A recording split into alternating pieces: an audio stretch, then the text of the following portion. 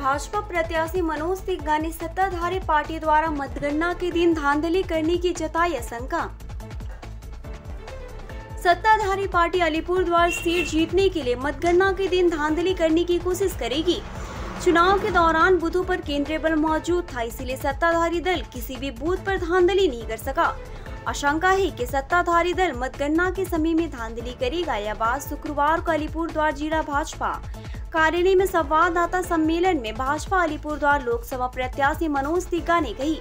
मनोज तिग्गा ने भी शिकायत की कि हाल ही में इस पार्टी के दो नेता कोलकाता गए थे और वहां से भारी मात्रा में पैसा सिलीगुड़ी के एक व्यापारी के पास आया था और उस पैसे को पुलिस मंगलवार को अलीपुरद्वार ले आई थी और उस पैसे का इस्तेमाल गिनती के दौरान धांधली के लिए किया जाएगा। मनोज तिग्गा ने आरोप लगाया कि इस पैसे का इस्तेमाल मतगणना अधिकारियों को खरीदने में किया जा सकता है। আপনাদের সকলকে নমস্কার জানাই। আজকে প্রেস ডাকার মূল উদ্দেশ্য হচ্ছে আপনারা সকলেই জানেন যে গতকালকে ৬টার সময় আমি সেন্ট্রাল ইলেকশন কমিশনকে একটি লিখিতভাবে অভিযোগ জানিয়েছি যে যিনি এডিএম জেলা পরিষদ রয়েছেন সুবর্ণ রায় মহাশয়, ওনার বিরুদ্ধে আমরা জানি যে বিগত পঞ্চায়েত নির্বাচনে শাসক দল হয়ে উনি একাধিক পঞ্চায়েত সমিতি জেলা পরিষদ জিতানোর ক্ষেত্রে একটি গুরুত্বপূর্ণ ভূমিকা পালন করেছেন এবং যা করণীয় কাজ করেছেন এবং বেআইনিভাবে শাসক দলের পঞ্চায়েত সমিতি এবং জেলা পরিষদকে জিতিয়েছেন। আমরা অভিযোগে জানিয়েছি যে উনি যদি আগামী যে ৪ জুন আলিপুরদুয়ার লোকসভা কেন্দ্রের গণনা হবে সেখানে যদি উনি থাকেন তাহলে এটা সঠিকভাবে গণনা হবে না, এখানে কিছু কারচুপি করার একটা অবকাশ থেকে যায়। তাই উনার বিরুদ্ধে আমরা অভিযোগ জানিয়েছি যাতে উনাকে ইলেকশন প্রসেস থেকে প্রক্রিয়া থেকে পুরোপুরিভাবে সরিয়ে রাখা হোক। আমরা ভারতীয় জনতা পার্টি পুরোপুরি গণতন্ত্রে বিশ্বাসী এবং গণতন্ত্রের মাধ্যমে মানুষ নিজের ভোট অধিকারকে প্রয়োগ করেছেন এবং ওনারা যাদেরকে ভালোবেসেছেন, যাদেরকে ভালো লেগেছে, ওনারা কাকে ভোট দিলে আগামী দিন আলিপুরদুয়ার পশ্চিমবঙ্গ এবং সারা ভারতবর্ষের ডেভেলপ হবে, উন্নয়ন হবে, সেই জিনিসকে মাথায় রেখে ওনারা ভোট করেছেন। কিন্তু আমরা জানি, আমাদের কাছে খবর আছে, আমরা জানি যে আলিপুরদুয়ারের দুটি নেতা কিছুদিন আগে কলকাতা গিয়েছিলেন এবং সেখানে তাদের নেতা নেত্রীর সাথে কথা বলে একটি মোটা অঙ্কের টাকা কলকাতা থেকে শিলিগুড়ির কোনো ব্যবসায়ীর কাছে, সে ব্যবসায়ীকে আমরা জানি, সে ব্যবসায়ীর কাছে মোটা অঙ্কের টাকা এসেছে এবং সেই টাকাটি ৫টা কিংবা ৬টা নাগাদ, মঙ্গলবার বুধবার এরকম ছিল, ৫টা কিংবা ৬টা নাগাদ সে টাকাটি পুলিশের মাধ্যমে আলিপুরদুয়ার ঢোকানো আছে, আলিপুর আনা হয়েছে। সে টাকাটাকে আমরা আশঙ্কিত সে টাকাটাকে এখানে কাজে লাগিয়ে তারা আলিপুরদুয়ার সিট জেতার চেষ্টা করছে। আমরা এটাকে পুরোপুরি রাজনৈতিকভাবে মোকাবিলা করার জন্য পুরোপুরি আমরা তৈরি আছি। যেভাবে ওরা ষড়যন্ত্র করুক না কেন, সেই সমস্ত ষড়যন্ত্রকে আমরা বিফল করার জন্য পুরোপুরি রাজনৈতিকভাবে আমরা তৈরি হয়ে আছি। কারা দেখুন, টিএমসি দলের দল কে হবে, ওরা জানে যে মাটি পায়ের তলা থেকে মাটি সরে গেছে। আগামী ৪ জুন যখন গণনা হবে ভারতীয় জনতা পার্টি 30টারও বেশি সিট পশ্চিমবঙ্গে জিতবে, তার মধ্যে আলিপুরদুয়ারেও জিতবে। তাই ওনারা কারচুপি করে জেতার একটা প্রচেষ্টা করছে। এই টাকাটা এই ভোটের আগে না নিয়ে ভোটের পরে টাকা দিয়ে কেন? দেখুন, মানুষ এইবার তো সেন্ট্রাল ফোর্স রয়েছে, সেন্ট্রাল ফোর্সে তার বুথ আপনার দখল করা কিংবা বুথ দখল করে ছাপ্পা ভোট করার তো কোনো অবকাশ নেই। সেখানে 4টা করে সেন্ট্রাল ফোর্স রয়েছে, তাই তারা গণনা সেখানে কিছু করতে পারেনি। তাই গণনাতে তারা কারচুপি করার জন্য এই টাকা ব্যবহার করবে এবং যারা অফিসার থাকবে সেখানে কিংবা অন্যান্য কিছু লোক থাকবে তাদেরকে কেনার জন্যই এই টাকা ব্যবহার করা। আপনাদের লোকটাও তো থাকবে, নিশ্চয়ই আমাদের লোক থাকবে, কিন্তু আমরা বিগত পঞ্চায়েত নির্বাচনে দেখেছি এবং অন্য সময়ও দেখেছি যে তারা প্রশাসনকে কাজে লাগিয়ে ধরনের কাজ করার চেষ্টা করবে। তাই আমরা পুরোপুরি রাজনৈতিকভাবে তৈরি আছি যাতে এই কাজটা না হয়, তাও সতর্ক থাকা দরকার এবং আপনাদের মাধ্যমে জনগণকেই বলার দরকার যে আপনারা যেটা ভোট দিয়েছেন, যাদের পক্ষে ভোট দিয়েছেন, যেরকম পঞ্চায়েতে যারা যে প্রার্থীকে ভোট দিয়েছিলেন সে প্রার্থী কিন্তু জিততে পারেনি, অন্য প্রার্থীকে তারা জিতিয়েছে প্রশাসন। অর্থাৎ মানুষ যাকে চেয়েছিল, মানুষ যাকে ভোট দিয়েছিল সে প্রার্থী কিন্তু পঞ্চায়েত সমিতিতে জিততে পারেনি।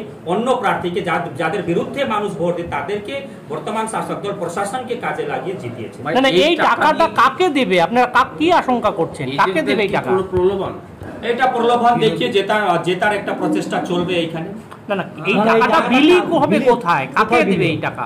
দেখুন, এইখানে যারা কাউন্টিং এ থাকবে, যারা অফিসাররা থাকবে, পুলিশরা থাকবে কিংবা অন্যান্য যারা থাকবে তাদেরকে একটা কেনাকাটা কেনার একটা প্রচেষ্টা চলবে। আপনাদের দলের কাউকে কেনার চেষ্টা করবে কি? দেখুন, ভারতীয় জনতা পার্টি গণতন্ত্রে বিশ্বাসী, কাউকে কিনে কাউকে বিক্রি করে ভোট জিতা যায় না। আমরা গণতন্ত্রে বিশ্বাসী, এটা গণতন্ত্রকে হত্যা করার জন্য, গণতন্ত্রের পক্ষে যারা ভোট করেছে তাদের ভোটটাকে নষ্ট করার জন্য এই চক্রান্ত চালানোর জন্য চেষ্টা করছে। না, গোটা প্রক্রিয়াটা তো নির্বাচন কমিশনের তত্ত্বাবধানে হচ্ছে, সেক্ষেত্রে কি নির্বাচন কমিশনও কি সেক্ষেত্রে কি আপনি? দেখুন, আমরা আশঙ্কা করছি যে এই ধরনের ঘটনা ঘটতে পারে, তাই আপনাদেরকে ডেকে যাতে আমরা সব দিক দিয়ে প্রস্তুত আছি সেটা আপনাদেরকে।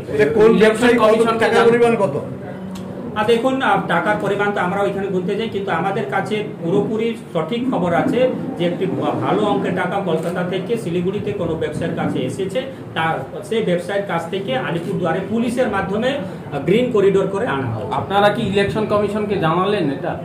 দেখুন, আমরা যারা এখানে ইনভলভ হতে পারে, যাদের এখানে ষড়যন্ত্রতে যারা ইনভলভ থাকতে পারে তার বিরুদ্ধে আমরা অলরেডি ইলেকশন কমিশনকে জানিয়েছি। না, এই ব্যাপারটা নিয়ে কি ইলেকশন কমিশনকে আশঙ্কার কথা জানিয়েছেন যে এমন হতে পারে? টাকা নিয়ে কেনার বিষয় দেখুন, সেটা আমাদের উচ্চ নেতৃত্ব আছে, তাই কোনো সময় আছে, আমরা কথা বলে নিশ্চয়ই ইলেকশন কমিশন অফ ইন্ডিয়াকে জানাবো। নির্বাচনে শাসক দলের পঞ্চায়েত সমিতি, জেলা পরিষদের যারা প্রার্থী ছিল তাদেরকে জেতানোর পক্ষে ওনার গুরুত্বপূর্ণ ভূমিকা আছে এবং বেআইনি ভাবে তাদেরকে জিতিয়েছিলেন। তাই ওনার বিরুদ্ধে আমরা অভিযোগ জানিয়েছি যে কোনোভাবে ওনাকে, যে আগামী 4 জুন গণনা হবে আলিপুরদুয়ার লোকসভা কেন্দ্রের ভোট, সেখানে যাতে ওনাকে কোনোভাবে সেখানে ইনভলভ না করা, কোনোভাবে সেখানে ওনাকে রাখা না হোক, তার জন্য আমরা লিখিতভাবে অভিযোগ জানিয়েছি যাতে ওনাকে গণনা থেকে দূরে রাখা হোক। ভোটের আগে এই দাবি কেন করেন? দেখুন, ভোটকে তো বলতে পারতো, তো এর আগেও তো এই ধরনের অভিযোগ ওনার বিরুদ্ধে ছিল, করেননি। দেখুন, এর আগে কেননা উনি গণনাতে এইভাবে কাজ করেছে, তাই গণনাতে আমাদের আশঙ্কা আছে, তাই আমরা অভিযোগ। আপনারা যে আবেদন জানিয়েছেন, ইলেকশন কমিশন কোনো সবুজ সংকেত দিয়েছে বা এই ব্যাপারে আশ্বস্ত করেছে আপনাদের? এখনো কোনো আমরা ইলেকশন কমিশন থেকে কোনো রিপোর্ট, কোনো আপডেট, কোনো উত্তর পাইনি। নিশ্চয়ই আমরা এর মধ্যেই পেয়ে যাবো।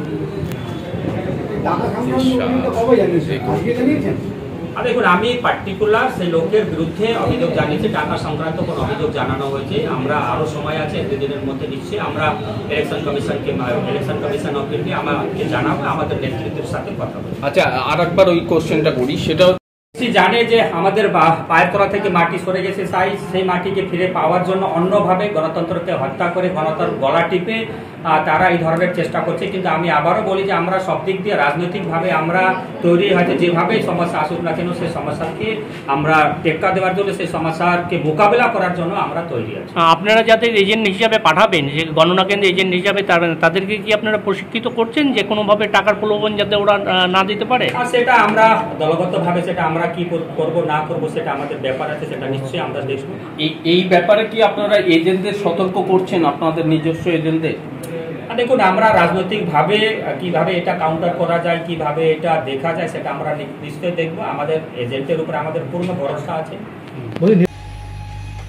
দেখুন, বিজেপি যে অভিযোগ করছে তার মাধ্যমে বিজেপি জানান দিচ্ছে যে বিজেপি আলিপুরদুয়ারে হারবে, যার কারণে ওরা বলছে টাকা দিয়ে ওদের ইলেকশন এজেন্টকে তৃণমূল কংগ্রেস কিনে নিতে পারে এবং সেই টাকা কলকাতা থেকে শিলিগুড়ি হয়ে আলিপুরদুয়ারে ঢুকেছে। তা আমি বিজেপির যিনি প্রার্থী, যিনি জেলা সভাপতি, তাকে প্রশ্ন করতে চাই এবং তাকে মনে করিয়ে দিতে চাই যে ইডি যে ডিপার্টমেন্টটা আছে, এনফোর্সমেন্ট ডিরেক্টরেট, সেটা বিজেপির পকেটে থাকে এবং সেখানে আমরা দেখেছি শুভেন্দু অধিকারী যেরকম ডাইরেকশন দেয় ইডি সেইভাবে কাজ করে। তা ওদের নেতা, লিডার অফ অপোজিশন শুভেন্দু অধিকারীকে জানাক, যদি কেউ টাকা এইভাবে করে নিয়ে আসে সেখান থেকে টাকা বাজেয়াপ্ত করছে না কেন। আসলে টাকার গল্পটা কিছুই নয়, এটা হচ্ছে প্রথমত যে হার স্বীকার করে নেওয়া। আলিপুরদুয়ারে ওরা হারতে চলেছে, তার জন্য আগাম একটা গীত গেয়ে রাখলো। আর ওরা এইটুক বুঝিয়ে দিল, বিজেপিতে যারা ইলেকশন এজেন্ট হিসেবে বা বিজেপিতে যারা কাউন্টিং এজেন্ট হিসেবে কাউন্টিং হলে যাচ্ছে তারা বিক্রয়যোগ্য পণ্য। কারণ না হলে তারা কি করে বলে যে ওই টাকা দিয়ে ওদের কাউন্টিং এজেন্টদেরকে আমরা ক্রয় করে নিব। সুতরাং ওরা হচ্ছে ওদের নিজেদের কর্মীদেরকে অসম্মান করলো। বিজেপির কর্মীদেরকে ভেবে দেখতে বলবো যে আপনারা চিন্তা করে দেখুন, আপনাদের দলীয় প্রার্থী, আপনাদের জেলা সভাপতি আপনাদের সন্দেহ করছে যে আপনারা বিক্রি হতে পারেন। এই রকম দল করবেন কি না ভেবে দেখুন। এইরকম দলের কাউন্টিং এজেন্ট হিসেবে, পোলিং এজেন্ট হিসেবে ভবিষ্যতে থাকবেন কিনা সেটা চিন্তা করে দেখুন। যারা আশঙ্কা করছে তাদের দলের কাউন্টিং এজেন্ট বিক্রি হতে পারে, আপনাদেরকে বিক্রয়যোগ্য পণ্য হিসেবে দেখে দিচ্ছে আপনার দলের জেলা সভাপতি, আপনার দলের প্রার্থী। সুতরাং এই এলিগেশন আমরা ফুৎকারে উড়িয়ে দিচ্ছি এবং ওরা এই ধরনের এলিগেশন যত করবে, আগামী যে কাল নির্বাচন আছে সেই নির্বাচনেও তার প্রভাব পড়বে, সেখানেও ওরা দেখবেন আরও বিপুল ভোটে হারবে।